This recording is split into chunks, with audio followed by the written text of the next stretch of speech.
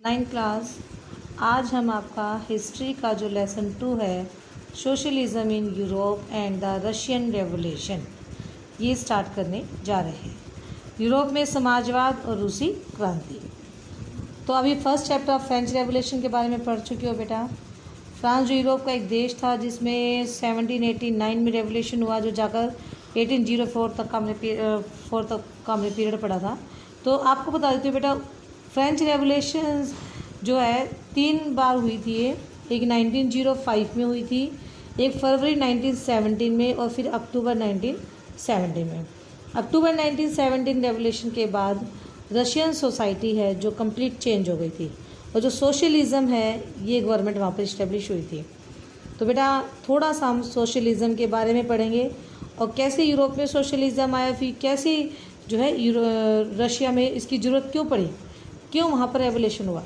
तो बेटा ये वो टाइम था, the age of social change, सामाजिक परिवर्तन का दौर था। आप पढ़ चुके हैं प्रीवियस चैप्टर में। एक powerful idea of freedom equality they circulated in Europe. जो फ्रेंच रेवोल्यूशन है इसकी वजह से पूरे यूरोप में फ्रीडम और इक्वेलिटी के जो वो थे आइडिया, वो सर्कुलेट हुए। क्योंकि यूरोप में भी बेटा बहुत सारे ऑटोक्रेटिक मोनार्की था। रूस में भी जार निकोलस सेकंड ही रूल करता था, वो भी लुईस 16 की तरह ही। तो बेटा यूरोप में सभी देशों में यही हालात थे। तो जब फ्रांस में रेवोल्यूशन हुई बेटा, तो लोगों में कहीं ना कहीं मोटिवेशन आया कि वो अपने भी यहाँ चेंजेस ला सकते हैं। इससे जो बेटा है फ्रेंच रेवोल्यूशन ने open up the possibility of creating जो है dramatic change. Society was structured, सामाजिक संरचना में नाटकीय बदलाव किए बेटा। अब 18th सेंचुरी में बेटा जो है, अब फ्रांस की तो कंडीशन आपको पता ही थी कि वहाँ पे एस्टेट थे, कैसे वो लोग जो है चर्च और वो कैसे उनको पावर मिली हुई थी। लेकिन बेटा आफ्टर द रेवोल्यूशंस जो ये सारी चीज़ें बिल्कुल चेंज हो चुकी थी, वहाँ पर जो है लोगों की पावर इस्टेब्लिश हो चुकी थी। तो इन द वर्ल्ड जो बाकी बेटा जो यही चेंजेस है यूरोप और एशिया में भी बाद में हुई। जब फ्रांस रेवोल्यूशन की फ्रांसीसी क्रांति खबर यूरोप एशिया में पहुंची, तो बहुत सारे यूरोप एशिया के देशों ने भी क्रांतियाँ कर दी, क्योंकि वो भी इंडिविजुअल राइट चाहते थे और वो भी चाहते थे कि सोशल पावर है वो भी डिस्कस चल रही थी कि उस पर किसका कंट्रोल होना चाहिए। राजा राम मोहन राय और डेरोजियो है, उन्होंने भी फ्रांसीसी क्रांति के सिग्निफिकेंस महत्व के बारे में भारत में इसका जिक्र भी किया था कि क्यों। तो अब बेटा आपको बता देती हूँ, यूरोप में जो है कि अलग अलग रिस्पॉन्स आ रहे थे। कुछ लोग तो ऐसे थे जो सोसाइटी को कंप्लीट चेंज करना चाहते थे, विज्ड फॉर ए ग्रेजुअल शिफ्ट, मतलब धीरे धीरे बदलाव होना चाहिए। कुछ थे जो सोसाइटी को रेडिकली आमूल टोटली चेंज करना चाहते थे, यानी सम वर कंजर्वेटिव, तो some were liberals and some were radicals. Conservative वो थे जो बदलना चाहते थे पर धीरे धीरे चेंजेस चाहते थे। लिबरल्स वो थे जो बिल्कुल रेडिकल चेंज, जो कंप्लीट चेंज डेमोक्रेसी लाना चाहते थे, लेकिन प्योर डेमोक्रेसी नहीं था। रेडिकल्स ये भी बेटा ये टोटली चेंज लाना चाहते थे। तो मैं थोड़ा सा तीनों के बारे में बता देती हूँ बेटा। सबसे पहले हम लिबरल्स डिस्कस करते हैं। कौन थे ये जो ये change society were the liberals, जो कंप्लीट सोसाइटी चेंज करना चाहते थे, ये वो लोगों का ग्रुप था। ये कैसा नेशन चाहते थे बेटा? लिबरल्स वांटेड ए नेशन जहाँ पे ऑल रिलीजियंस टॉलरेटेड, सभी धर्मों को बराबरी का दर्जा मिले। वही चाहते थे कि जो है ये वो दौर था जब यूरोप में डिस्क्रिमिनेशन हो रहा था बेटा, भेदभाव किया जा रहा था धर्मों के आधार पर। और ये uncontrolled power of dynastic rulers, किसी भी राजा की अनकंट्रोल पावर के अगेंस्ट थे ये चाहते थे safe guard the right of individual against government. ये चाहते थे कि लोगों के राइट हैं उनको सेफ गार्ड प्रोवाइड की जाए, सुरक्षा दी जाए। ये चाहते थे कि ऐसा रिप्रेजेंटेटिव होना चाहिए, इलेक्टेड होना चाहिए पार्लियामेंट गवर्नमेंट में, जनता जिसको चुने ऐसी सरकार होनी चाहिए। लेकिन बेटा ये डेमोक्रेटिक नहीं थे। देखिए उन्होंने राइट की भी बात की है कि सबको राइट मिलना चाहिए, जनता भी सरकार चुने, जनता ही सरकार को चुने। लेकिन डेमोक्रेटिक क्यों नहीं थे बेटा? क्योंकि बेटा इन्होंने जो राइट टू वोट है only rich person, universal franchise इन्होंने नहीं दिया। राइट टू वोट इन्होंने सबको नहीं दिया। Only property should have the vote, जो मैन प्रॉपर्टी है जिसके पास संपत्ति है उसको, और साथ में वुमेन को भी इन्होंने राइट टू वोट नहीं दिया।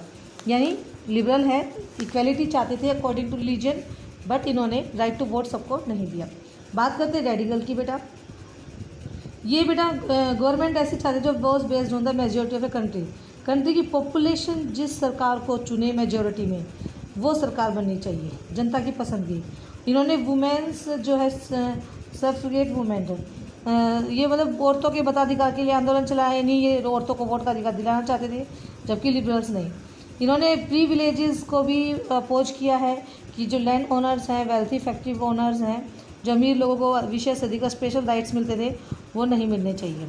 ये अगेंस्ट द जो है प्राइवेट प्रॉपर्टी के अगेंस्ट नहीं थे बेटा, लेकिन ये डिसलाइक करते थे कंसंट्रेशन को प्रॉपर्टी के, यानी एक आदमी तो इतनी ज़्यादा प्रॉपर्टी इकट्ठी कर लेता है और एक के पास बिल्कुल नहीं होती, वो इस चीज़ के अगेंस्ट थे।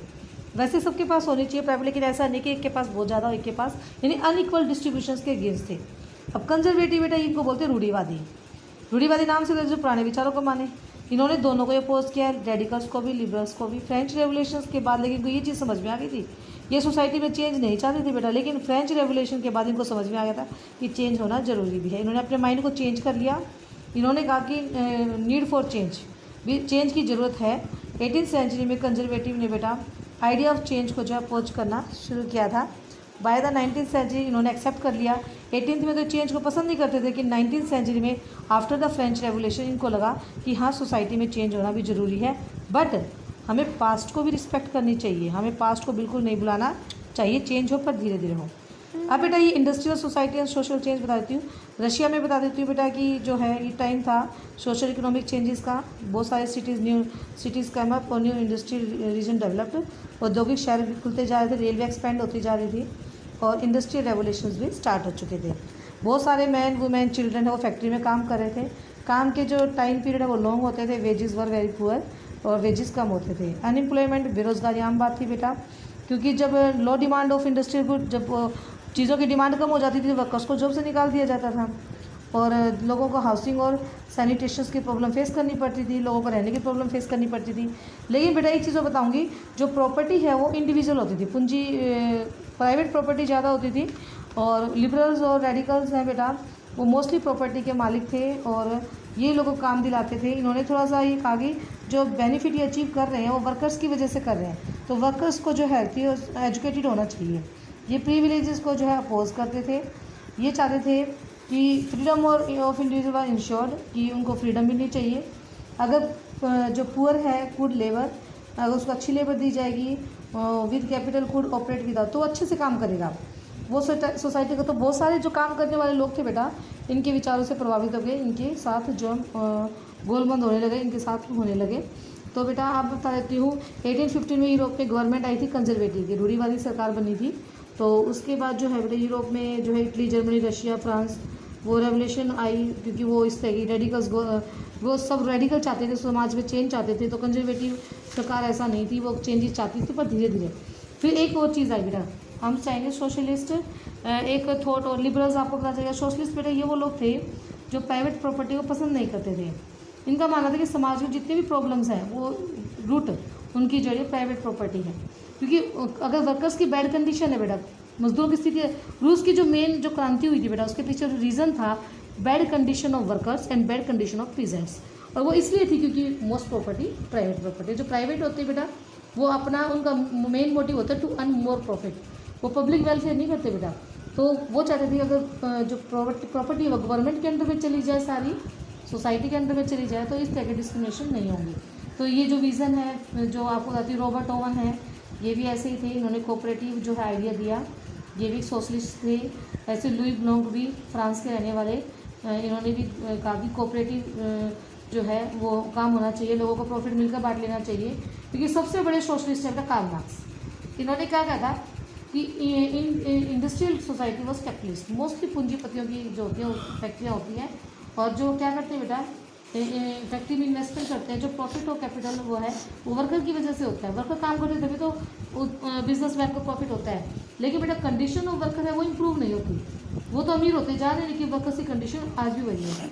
तो इसका रीज़न ये प्राइवेट कैपिटलिस्ट को मानते थे। उन्होंने कहा कि वर्कर्स को जो है इसे ओवरथ्रो कर देना चाहिए और रूल ऑफ प्राइवेट प्रॉपर्टी को। मार्क्स ने कहा कि वो फ्री है देमसेल्व्स फॉर कैपिटलिस्ट एक्सप्लॉयटेशन को, उन्हें खुद कंस्ट्रक्ट होकर इकट्ठे होकर इसको जो है हटाना होगा, फेंकना होगा, और तभी वो सोसाइटी को कंट्रोल कर पाएंगे और उनको जो है उनकी कंडीशन इंप्रूव हो पाएगी। तो कार्ल मार्क्स ने मजदूरों को इकट्ठा होने के लिए, एकजुट होने के लिए मोटिवेट किया है कि वो खुद विरोध करें, खुद आगे आए, तब उनकी स्थिति में सुधार होगा। ऐसे बेटा ये सोशलिज्म जो कार्ल मार्क्स ने छोड़ दिया था पूरे यूरोप में फैला। जो एक सोशलिस्ट फॉर्म इंटरनेशनल बॉडी उन्होंने अपनी बनाई सेकेंड इंटरनेशनल के नाम से, फिर इंग्लैंड में भी जो बेटा जो वर्कर हुए उन्होंने भी फाइट टू बेटर लिविंग और वर्किंग कंडीशन के लिए भी इन्होंने फाइट करनी शुरू की, यानी वर्कर्स ने उन्होंने अपना एक अलग अलग पार्टीज़ बनानी शुरू कर दी। जर्मन में भी वो सोशल डेमोक्रेटिक पार्टी SPD के नाम से उन्होंने पार्टी बनाई, वर्कर्स से इकट्ठे हो गए, ये भी कंडीशन को इम्प्रूव करना चाहते थे। 1905 में लेबर पार्टी ब्रिटेन में बनी मजदूरों की। तो यानी आप देख रहे हो कि कैसे सोशलिज्म पूरे यूरोप में फैलता जा रहा है और मजदूर कैसे एकजुट होकर जो है इस सिस्टम को बदलना चाहते हैं, कि कैसे कैपिटलिस्ट हैं जो उनका एक्सप्लॉयटेशन करते हैं, उनको कम वेजेस देते हैं, उनसे काम ज़्यादा लेते हैं, इस सिस्टम के अगेंस्ट कैसे ये जो है सोशलिज्म जो है पूरे यूरोप में फैलता जा रहा है। अब बात करते हैं बेटा रशियन रेवोल्यूशन। हम मेन पॉइंट बनाएंगे, पहले मैं रशिया के बारे में देखो बेटा, ये रशिया आपका, और जो ये रशिया टेरिटरीज है, जान निकोलस II रूल करता है रशिया पर। जब हम रशियन रेवोल्यूशन की बात करें उसमें जान निकोलस रूस करा जाता, और ये बहुत सारे बॉर्डर लगते हैं इसके, Finland, Latvia, Lithuania, Estonia, part of Poland, Ukraine, Belarus, ये सब हैं। और बहुत सारे तरह के लोग भी रहते हैं इसमें। प्रशांत महासागर जो है उसके साथ, पैसिफिक ओशन के साथ ये खिंचा हुआ है, उसके पास बॉर्डर लगता है इसका, और बहुत सारे लोग इसमें रहते हैं, स्पेशली रशियन ऑर्थोडॉक्स क्रिश्चियनिटी जो ग्रीक ऑर्थोडॉक्स चर्च से निकले हैं, और कुछ यहाँ पर बेटा कैथोलिक भी हैं, प्रोटेस्टेंट, मुस्लिम, बुद्धिस्ट, यानी माइनॉरिटीज़ भी हैं, और मेजोरिटी में भी काफ़ी लोग यहाँ पर अलग धर्मों को मानने वाले। अब बात करते हैं बेटा हम रशियन रेवोल्यूशन, जैसे फ्रेंच के सर्कमस्टेंसेस हमने पढ़े थे, तो रशियन रेवोल्यूशन की क्यों हुई उसके हम सर्कमस्टेंसेस में आपको थोड़ा सोशल और इकोनॉमिक कंडीशन बताना चाहूँगी। तो मेन मैंने बताया कि इस रेवोल्यूशन के पीछे रीजन था bad condition of peasants and bad condition of farmers. बेटा देखो वहाँ पर 85% फार्मर थे रशिया में, लेकिन बेटा बाकी यूरोप के अगर कंट्रीज से हम कंपेयर करें, यूरोपियन कंट्रीज से, सिर्फ 40% फार्मर्स वहाँ पर होते हैं। लेकिन बेटा 85% फार्मर्स, लेकिन मोस्टली जो ज़मीन थी वो चर्च और लैंड ओनर्स के पास होती थी, इनके पास ज़मीनें। और जो फार्मर्स थे बेटा वो फॉर मार्केट दाम, वो cultivators produce for the market as well as their only, अपनी ज़रूरतों के साथ साथ मार्केट में बेचने के लिए फसल उगाते थे। इसलिए रशिया को बेटा एक मेजर एक्सपोर्टर ऑफ ग्रेन कहा जाता है, पूरे दूसरे देशों को भी ये अनाज निर्यात करता था। अब बात करते हैं मजदूरों की, तो वहाँ पे मजदूरों किसानों की स्थिति अच्छी नहीं थी बेटा। मैं आपको बताऊँगी, ये आप जब यूरोप के बाकी से जब फ्रांस में क्रांति हुई या कहीं भी और दूसरी जगह यूरोप में होती है, तब किसान अपने राजाओं की मदद करते हैं, लेकिन यहाँ पर अपोजिट था। यहाँ के जो किसान थे वो अपने राजाओं की बिल्कुल रिस्पेक्ट नहीं करते थे, ना उनके युद्ध में कोई मदद करते थे, बल्कि मौका चाहते थे कि कैसे भी करके इनके राजाओं से ज़मीन छीन कर इनको दे दी जाए। सामंतों से, नवाबों से बिल्कुल भी रिस्पेक्ट नहीं करते थे। तो यहाँ के किसानों की स्थिति अच्छी नहीं थी, इन्हें जो है इनके पास ज़मीनें नहीं होती थी। और नेक्स्ट हम कंडीशन ऑफ पीजेंट्स वर्कर्स की बात करते हैं बेटा। रूस में 2 ही इंडस्ट्रियल शहर है बेटा, सेंट पीटर्सबर्ग और मॉस्को। सेंट पीटर्सबर्ग कैपिटल है बेटा रूस की, मॉस्को। और आपको बताती बेटा वहाँ पर रशियन रेलवे एक्सपेंड होती जा रही थी, तो फॉरेन इन्वेस्टमेंट भी काफ़ी हो रहा था वहाँ पर। और जो मोस्टली इंडस्ट्री और प्राइवेट प्रॉपर्टी थी, गवर्नमेंट के अंदर नहीं थे उद्योग, सारे प्राइवेट थे। और जो उनके काम करने की जो शिफ्ट थी बेटा मजदूरों की, वो थी 10 और 12 आवर्स। बाकी यूरोप में तो 10-12 थी, वो 15 आवर्स की शिफ्ट में काम करते थे। और जो वेजेस थे बेटा वो भी बहुत कम होते थे, वर्कर्स के बहुत कम वेजेस उनको दिए जाते थे। कई बार इंस्पेक्शन के लिए जो कुछ लोग आते थे, इंस्पेक्टर्स आते भी थे बेटा, वो भी उनके रूल को तोड़ते थे, वो झूठी रिपोर्ट गवर्नमेंट को देते थे कि वर्कर्स की कंडीशन अच्छी है वर्कशॉप में। लेकिन अब वहाँ पे बेटा सोशल डिवाइड भी था कि कुछ वर्कर्स जो हैं उनके हेड स्ट्रॉन्ग लिंक विलेज के साथ थे, और कुछ प्रॉपर ही शहर में आकर सेटल हो गए थे। और वर्कर्स जो है वो डिवाइड बाय स्किल, कुछ स्किल्ड ज़्यादा होते थे, कुछ उसके अंडर ट्रेनिंग ले रहे थे, और कुछ वहाँ पे अच्छे ऊँचे पद पर होते थे। और वुमेन की कंडीशन की बात करें, 31% वुमेन फैक्ट्री में काम करती थी बेटा। लेकिन आपको सुनकर हैरानी होगी, उनके वेजेस थे वो less than man, 1/2 and 3/4, 3/4 come wages उनको दिया जाता था पुरुषों से। और डिवीज़न जो है वर्कर्स में होता था ड्रेस और मैनर्स को लेकर भी। जो थोड़ा हाई लेवल का वर्कर जो सीनियर होता था उसकी ड्रेस अलग होती थी, जूनियर वर्कर्स की अलग होती थी। लेकिन बेटा इनमें एक चीज़ अच्छी थी, ये फॉर्म्ड एसोसिएशन, अपनी यूनियन बनाते थे और टाइम टू टाइम एक दूसरे की हेल्प भी करते थे, फाइनेंशियल भी करते थे और बेरोजगारी को लेकर भी करते थे। तो इस तरीके से हमने देखा कि रूस में जो कंडीशन ऑफ वर्कर्स भी अच्छी नहीं थी, कंडीशन ऑफ फार्मर्स भी अच्छी नहीं थी। और अब आगे बात करें सोशलिज्म इन रशिया कि वहाँ पर भी बेटा बता देती हूँ, 2 तरह की पार्टी फॉर्म थी। वैसे रूस में अलाउड नहीं था पार्टी बनाना, लेकिन एक चीज़ बताऊँगी, रूस में बेटा कम्यून नाम की वो होती थी, गाँव में एक संस्था होती थी ये, तो सारे गांव के किसान अपनी ज़मीन इसको देते थे और ये प्रॉफिट खेती करते थे, मिलकर प्रॉफिट, यानी वहाँ पे सोशलिज्म फीलिंग उनके अंदर थी, मिलकर काम करना उनको अच्छा लगता था। लेकिन बेटा वहाँ पे सोशलिज्म आया नहीं था, लोगों के अंदर फीलिंग होती थी। एक वहाँ पे पार्टीज़ बननी शुरू, पॉलिटिकल पार्टीज़ दो बनी बेटा, एक तो रशियन सोशल डेमोक्रेटिक पार्टी, ये मोस्ट इंपॉर्टेंट है बेटा, पेपर में कई बार आ चुका है, 1898 में फॉर्म हुई थी। इसका काम था बेटा गवर्नमेंट पॉलिसिंग जो है, इलीगल ऑर्गेनाइजेशन था ये। इस अपने न्यूज़ पेपर सेटअप किए, मोबिलाइज होते थे वर्कर्स को, हड़तालों के लिए मोटिवेट करते थे, स्ट्राइक करते थे, अलग अलग तरीके से सरकार पर दबाव डाला अपनी बातों के लिए। एक पार्टी बनी 1900 में, सोशलिस्ट रेवोल्यूशनरी पार्टी। ये इसका तरीका अलग था, ये जो बेटा राइट और डिमांड के लिए ये चाहती थी नोबल को जो ट्रांसफ़र कर दिया अपनी ज़मीन किसानों के पास, क्रांति में विश्वास करती थी। लेकिन बेटा जो सोशल डेमोक्रेट थे वो डिसएग्री थे इनसे, क्योंकि लेनिन का मानना था कि पीजेंट्स वर जो है नॉट वन यूनाइटेड ग्रुप, वो एक ग्रुप से नहीं होते, कुछ पीजेंट्स पुअर होते हैं, कुछ रिच होते हैं। रिच फार्मर क्यों चाहेगा कि उसकी ज़मीन बटे, पुअर चाहेगा रिच, तो इनमें यूनिटी नहीं होती थी, तो ऐसा पॉसिबल नहीं। तो पार्टी डिवाइड हो गई बेटा, ये Russian social democratic party 2 group में बढ़ गई, बोल्शेविक और मेंशेविक। पूरे चैप्टर में आप बोल्शेविक और मेंशेविक दोनों का रोल पढ़ोगे। क्या था ये? बोल्शेविक पार्टी का नेता बेटा लेनिन था, जिसका मेन रोल रहा है अक्टूबर रेवोल्यूशन में। व्लादिमीर लेनिन इसका पूरा नाम है, बोल्शेविक पार्टी का लीडर था ये जो है रिप्रेसिव सोसाइटी लाइक जारिस्ट, ये चाहता था कि पार्टी जो should be discipline and should control the number quality. Party discipline होनी चाहिए, अपने मेंबर पर कंट्रोल होना चाहिए। जब मेंशेविक चाहता था कि party should be open to all, party सबके लिए खुली होनी चाहिए, जो आना चाहे पार्टी में आ सकता है। बेटा मेन हम 1905 रेवोल्यूशन डिस्कस करना चाहें, लास्ट टॉपिक है आपका भी, आगे चैप्टर में आपको बाद में बताऊंगी, ये सुनना ध्यान से। इसको ब्लडी संडे जो कहा जाता है बेटा इतिहास में, ब्लडी संडे खूनी रविवार की घटना के नाम से जाना जाता है। क्या हुआ था बेटा?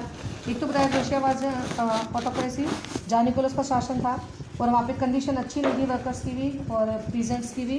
तो बेटा वहाँ पर क्या हुआ था, एक प्यूतिलो आयरन फैक्ट्री थी, वहाँ के 4 वर्कर्स, एक तो वहाँ पे क्या थी बेटा महंगाई थी, महंगाई के साथ साथ वेजेस बढ़ने चाहिए, लेकिन वहाँ पर 20% वेजेस कम कर दिए गए थे वर्कर्स के बढ़ाने की बजाय। तो उसकी दिक्कत हो गई। वहाँ पे क्या हुआ बेटा 1904 में जो रियल वेजेस डिक्लाइन हो गई 20%, और जो 1904 में एक प्यूतिलो आयरन फैक्ट्री के 4 वर्कर्स को डिसमिस कर दिया, जॉब से निकाल दिया। तो मैंने आपको पीछे बताया कि उनमें यूनिटी थी, वो एक दूसरे के राइट के लिए आवाज़ उठाते थे। तो कुछ दिनों के बाद जो 1,10,000 वर्कर्स सेंट पीटर्सबर्ग में बेटा उन्होंने स्ट्राइक कर दी। उनकी डिमांड वही थी कि टाइम जो है वो 8 आवर्स किया जाए, क्योंकि 15 आवर्स में वो काम करते थे, 8 घंटे काम की शिफ्ट हो, और उनके वेजेस इंक्रीज़ किए जाए, उनकी वर्किंग कंडीशन इंप्रूव की जाए।